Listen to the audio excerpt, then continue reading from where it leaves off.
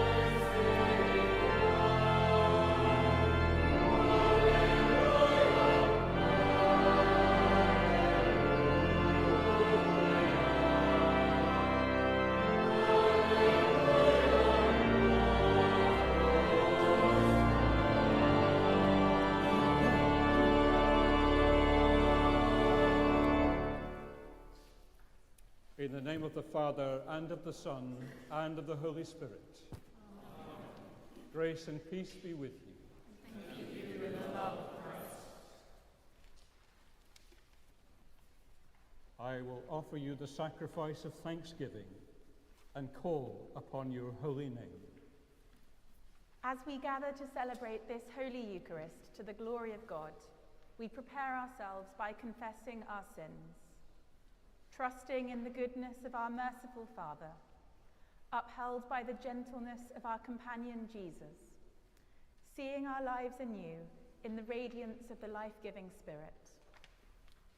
Heavenly Father, we have sinned in thought, word, and deed, and have failed to do what we ought to have done. We are sorry and truly repent.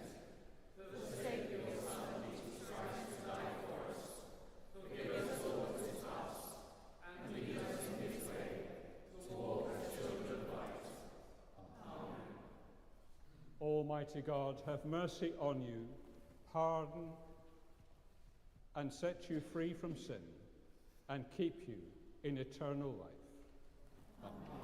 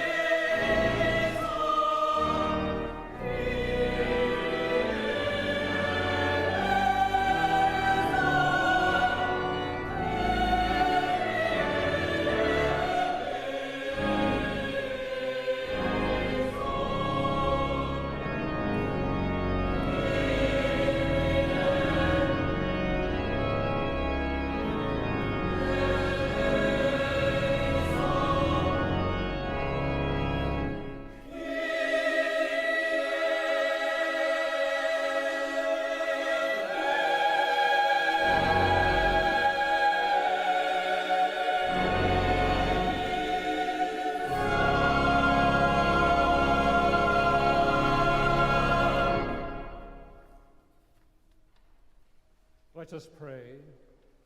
Blessed Saviour, who in a wonderful sacrament has left us a memorial of your passion, grant us, we beseech you, so to venerate the sacred mysteries of your body and blood, that we may ever perceive within ourselves the fruit of your redemption, who lives and reigns with the Father and the Holy Spirit, one God, world without end.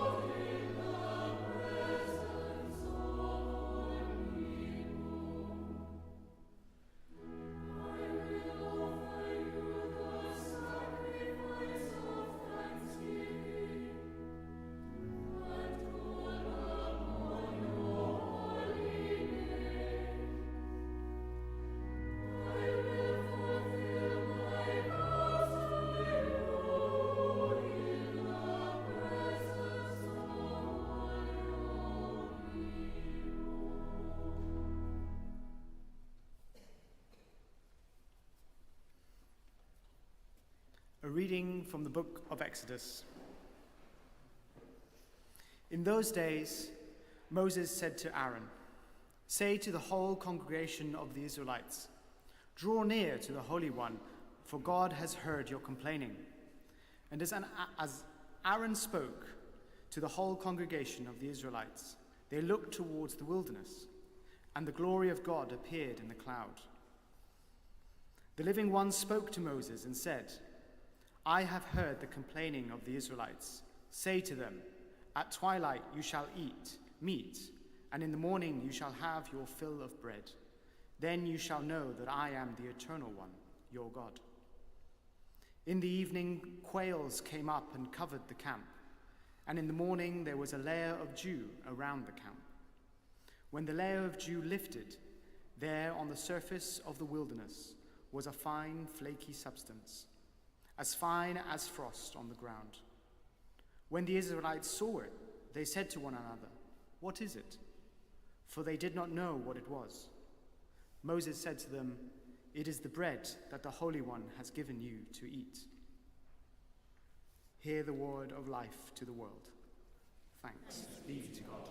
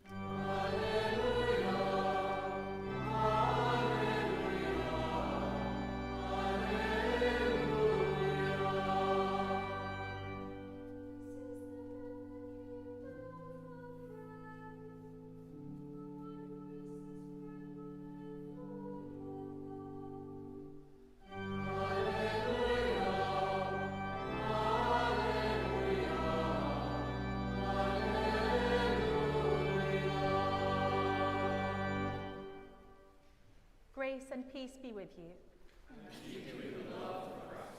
Listen to the Holy Gospel according to St. John. At that time, Jesus said to the Judeans, "Very truly I tell you, unless you eat the flesh of the Son of Man and drink his blood, you have no life in you. Those who eat my flesh and drink my blood have eternal life, and I will raise them up on the last day. For my flesh is true food, and my blood is true drink. Those who eat my flesh and drink my blood abide in me, and I in them. just as the living Father sent me, and I live because of the Father. So whoever eats me will live because of me. This is the bread that came down from heaven, not like that which your ancestors ate, and they died. But the one who eats this bread will live forever. This is the gospel of our Saviour. Praise to you, O Christ.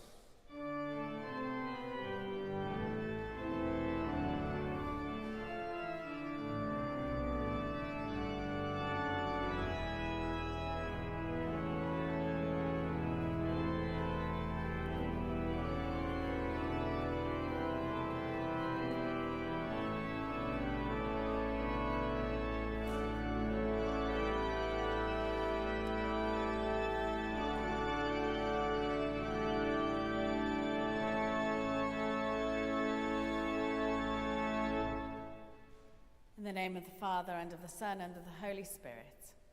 Amen.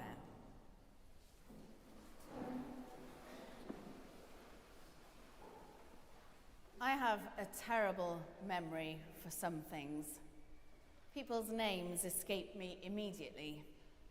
Trying to remember directions is pointless. The sat-nav is my best friend. But there's something that most of us can readily remember, and that's how someone or something made us feel, whether they made us feel good or bad. So if you meet that person again, those feelings come back.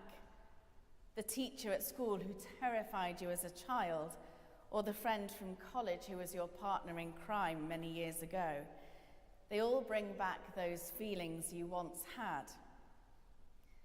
Human memory is complex. Researchers believe that creating a memory is a physical thing of strengthening or even creating new connections between the neurons in our brain. That's why practice and repeating things can improve our memory, as it strengthens these connections. It's why good musicians practice so much, and why sports people practice certain moves again and again and again, not only to strengthen their muscles, the muscles that they need to create whatever action they're doing, but to strengthen the motor memory, their muscle memory, that will allow them to react immediately to certain situations. So the more things you do to remember something, and the more times you do it, the stronger that memory will be. Of course, we can't store all of the things we do and see in our memory long term. Some memories stay mere seconds, some months and years, and some memories lie deep in your brain until some trigger draws them out. Just like seeing someone reminds you of how they made you feel, so can being in a place, a scent, music, even taste. Think of all those times when you've smelt a perfume that reminded you of someone, and immediately the feelings you had for them come flooding back. Or hearing music that you used to listen to years ago, and suddenly all those memories come back so vividly that it feels like traveling back into the past. But despite the wonders of our memory, we can still be a forgetful people. If we look back into history, we see that often we forget the lessons of the past. We only have to know a little of history to see that situations seem to repeat themselves.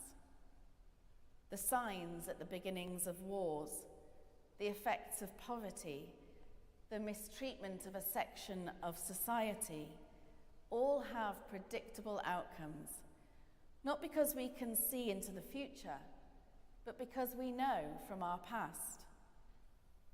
But our memory can also be selective, choosing only to recall certain things above others. We see this in our Exodus reading today as the Israelites are grumbling. If only we had died by the Lord's hand in Egypt, they say, immediately before the reading we have today. There we sat around pots of meat and ate all the food we wanted. But you have brought us out into this desert to starve the entire assembly to death. A very selective memory. God had led them from slavery to freedom, but because things are now hard, their forgetful hearts yearn for the slavery they once had. For the Israelites, even though they are now free of the cruel regime they were captive to, this doesn't feel like freedom. To be hungry, to feel homeless, to feel lost overwhelms them so much that all they can remember are the snippets of good in their once miserable lives. But despite the complaints, God still responds to them in love by providing them with manna from heaven, enough bread to feed them. But there was a catch. The people could only collect enough for one day, because when they tried to keep it longer, it turned to maggots. In this way, every day, they were reminded of their reliance on God. Every day they collected only what they needed, because anything left over would spoil. And every day, God provided. But the manna didn't just remind them of their need for God. It was also a physical reminder that God was close to them, feeding them and caring for them. God had not forgotten them. When Jesus sat with his disciples at the Last Supper, he instructed them to remember. When he took the bread and broke it, and when he took the wine. We repeat the words every time we celebrate the Eucharist. Take, eat, this is my body given for you. Do this as often as you drink it to remember me. Jesus asks us to do this every time because he knows that we are forgetful people. We have proven that throughout time. And he asks us to do it because repetition is one of the best ways to create memory and to strengthen it. It's why we travel through the Bible year after year, repeating stories, remembering events from the past, celebrating the pivotal moments of our faith again and again, so that each time our memory strengthens and our understanding grows. So we come to today and our celebration of Corpus Christi. In our service, we are first reminded of our constant reliance on God by hearing of the Israelites' plight in the wilderness. Then we hear about the bread of life, bread that lasts, unlike the manna which spoils after one day, bread that will bring eternal life and connects us to Jesus in a very special way, however you think of it. Those who eat my flesh and drink my blood abide in me, and I in them, Jesus said. Then on this day, we go out with that bread, displayed for all to see. And whatever you feel about this strange practice of ours, of putting a wafer into a monstrance and taking it out into the city, it's done to create memories, to strengthen memories, and remind people that Jesus is here, still feeding us, still loving us. Just as the manna appearing from heaven to a desperate people in the desert, so we show the food from heaven to the world outside our doors. The sight of the bread going out into the world, the touch of the bread in our hands and on our tongues, and the taste of the bread dissolving in your mouth reminds us of those other times, other celebrations, and other stories of our faith. We have touched with our hands and seen with our eyes the bread of life.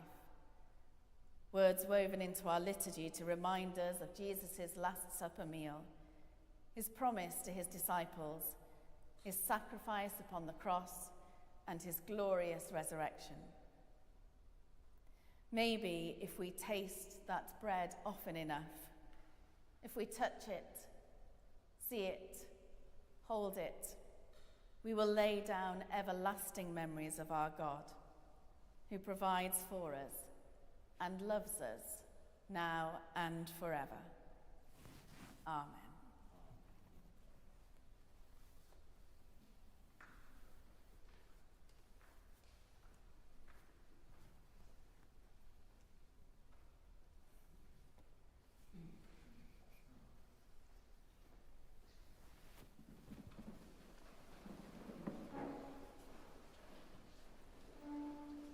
Together, let us affirm our faith.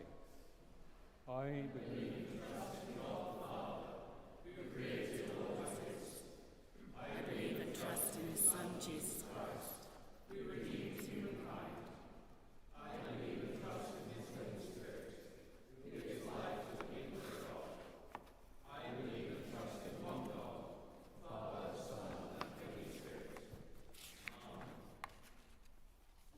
with all our heart and with all our mind, let us pray to God.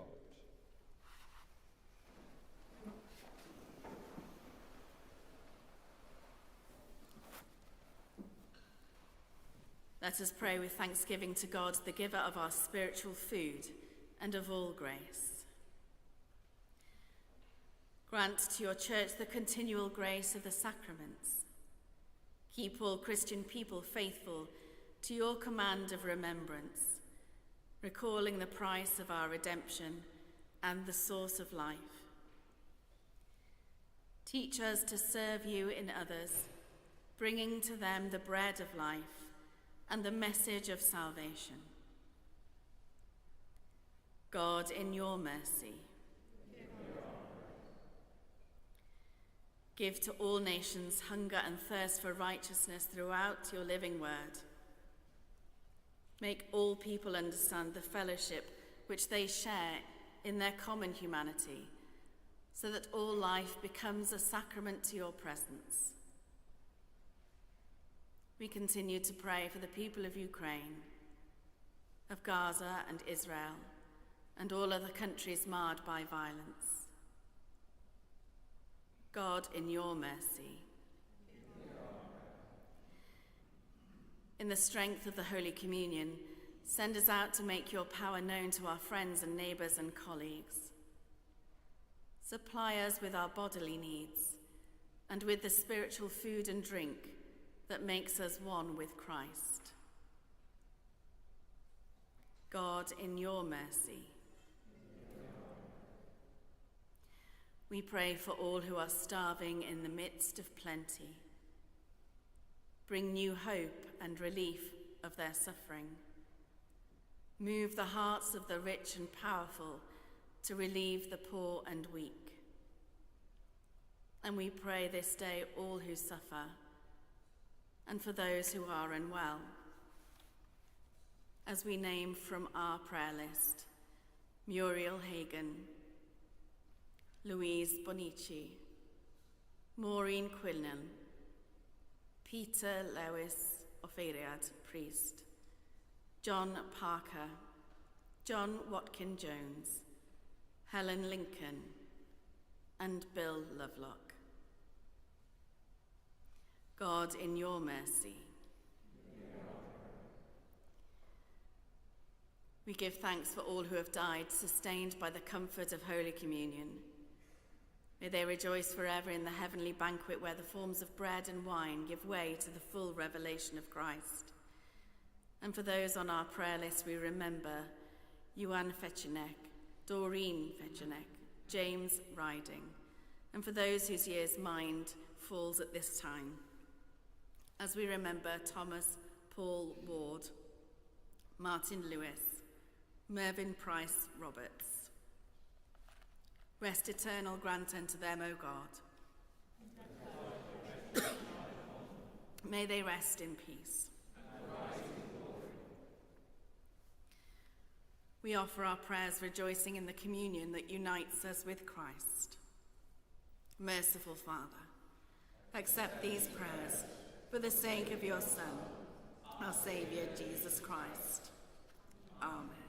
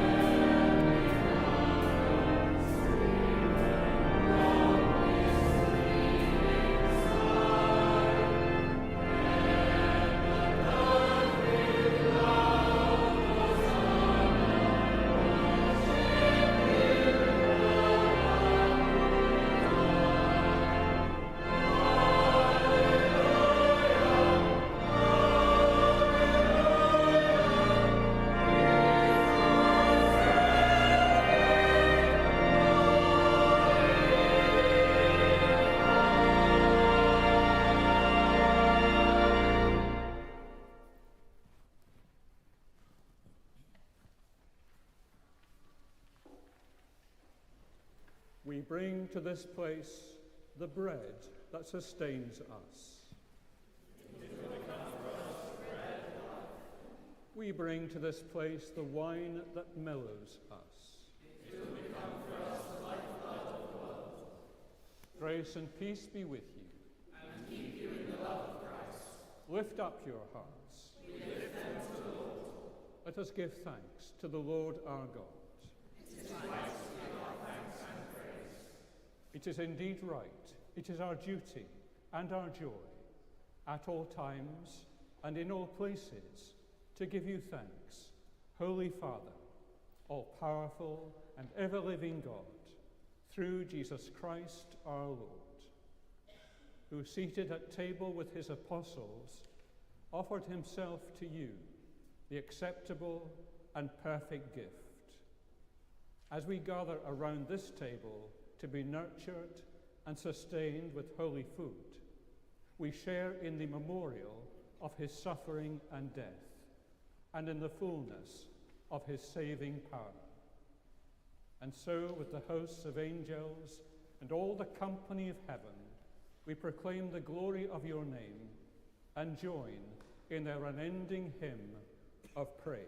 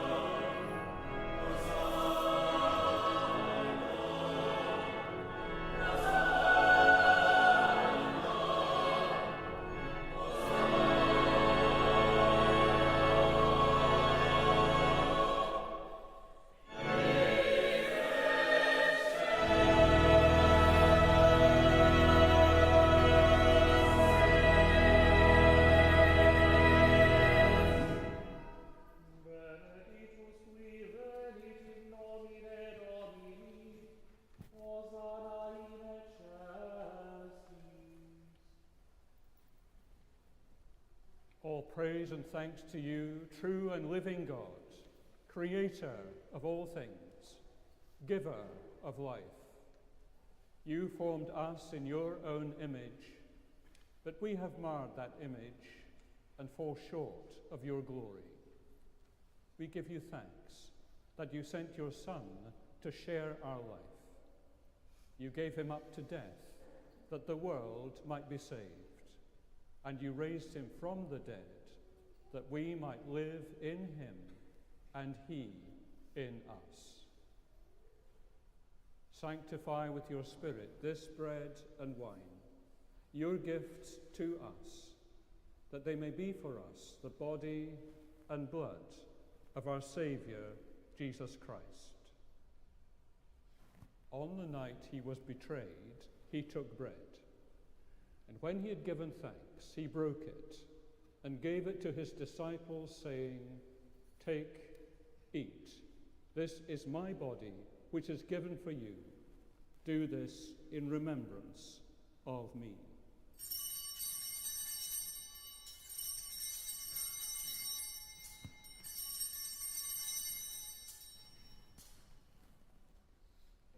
In the same way, after supper, he took the cup. And when he had given thanks, he gave it to them, saying, "Drink from this, all of you, for this is my blood of the new covenant, which is shed for you and for many for the forgiveness of sins. Do this as often as you drink it in remembrance of me."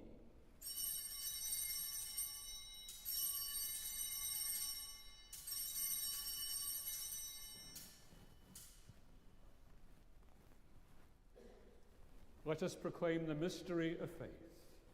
Christ has died, Christ is risen, Christ will come in glory. As he has commanded us, Father, we remember Jesus Christ, your Son, proclaiming his victorious death, rejoicing in his resurrection, and waiting for him to come in glory. We bring to you this bread, this cup. Accept our sacrifice of thanks and praise. Restore and revive your people. Renew us and all for whom we pray with your grace and heavenly blessing. And at the last, receive us with all your saints into that unending joy promised by your Son, Jesus Christ our Lord. Through him, with him, in the unity of the Holy Spirit, all honor and glory are yours, Almighty Father, forever and ever.